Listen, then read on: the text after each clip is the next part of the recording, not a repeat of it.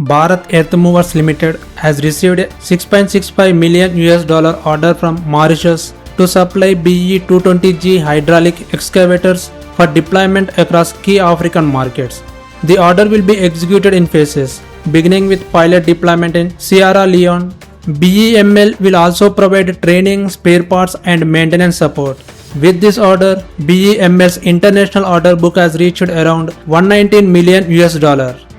Juniper Green Energy has received a letter of award from Solar Energy Corporation of India for a 230 MW round-the-clock renewable energy project. The project will be connected to India's interstate transmission system and will have a tariff of ₹5.26 per unit.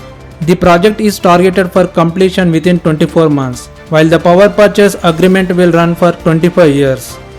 United Phosphorus Limited UPL subsidiary Advanta Holdings BV will acquire 99.98% of Egypt-based seed company Misr High-Tech Seed International for around $110 million in cash.